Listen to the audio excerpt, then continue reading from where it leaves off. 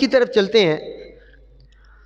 پیارے آقا صلی اللہ علیہ وسلم فرماتے ہیں، بڑی مشہور حدیث ہیں، آپ نے سن رکھی ہیں، ہم نے ذرا ان کی شروحات آج بیان کرنی ہے تاکہ شب برات کے مقاصد کو سمجھا جا سکے۔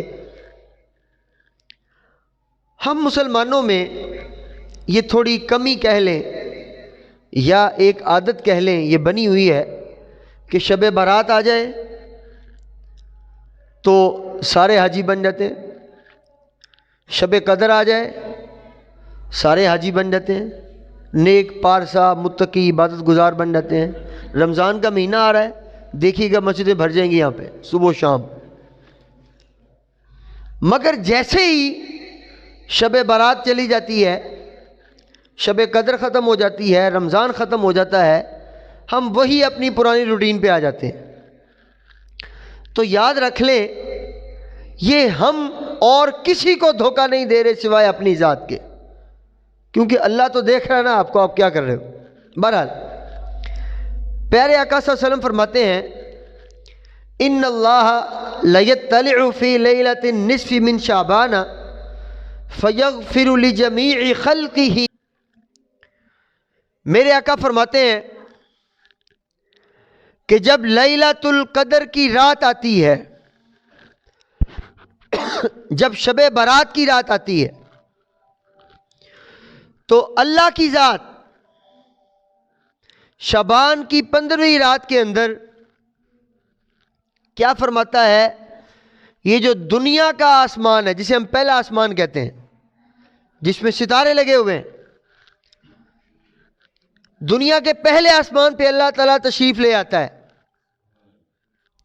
جب شب برات کی رات آتی ہے، شعبان کی 15ویں رات آتی ہے، تو میرے آقا فرماتے ہیں اللہ کی ذات پہلے آسمان پہ تشریف لے آتی ہے۔ وہ کس انداز میں آتی ہے؟ اللہ تو ہر جگہ موجود ہے، اللہ وَلِلَّهِ الْمَشْرِقُ وَالْمَغْرِبُ فَأَيْنَمَا تُوَلُّوا فَثَمَّ وَجْهُ اللَّهِ، جہاں جاؤ گے اللہ کی ذات ہوگی۔ اب وہ کس انداز میں آتی ہے یہ اس کو پتہ ہے، یہ ہمارا کام نہیں ہے۔ آگے آپ کیا فرماتے ہیں؟ فَيَغْفِرُ لِجَمِيعِ خَلْقِهِ، کہ اللہ کی ذات اپنی تمام مخلوق کی اس رات کے اندر بخشش فرما دیتی ہے،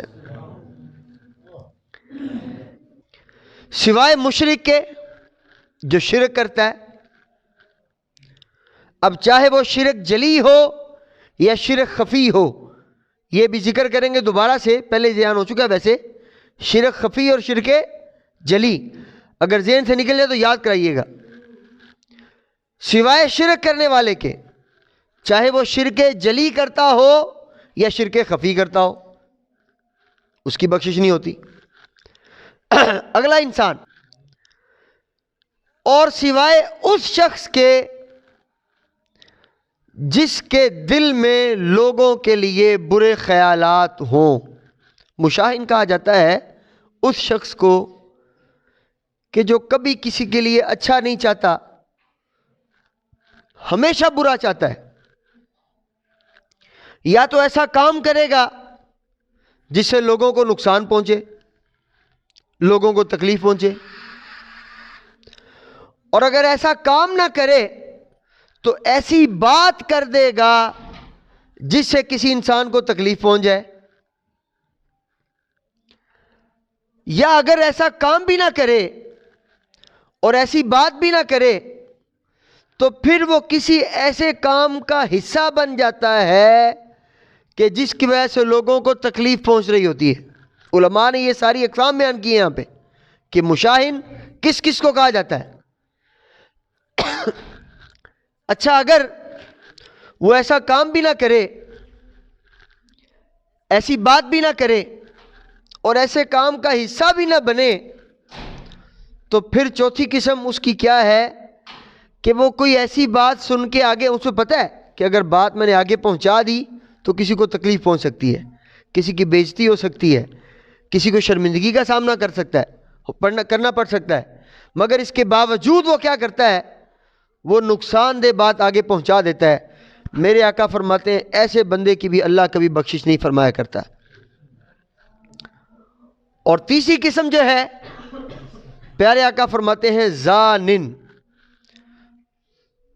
جو شخص بدکار ہوتا ہے اللہ اس کی بھی بخشش نہیں فرمایا کرتا۔ 3 قسم کے لوگ اللہ نے بتائے یہاں پہ کہ میرے آقا فرماتے ہیں اللہ تمام کی تمام امت کی بخشش فرما دیتا ہے سوائے 3 لوگوں کے۔ پہلا کون سا تھا؟ شرک کرنے والا، چاہے وہ شرک جلی ہو یا شرک خفی ہو۔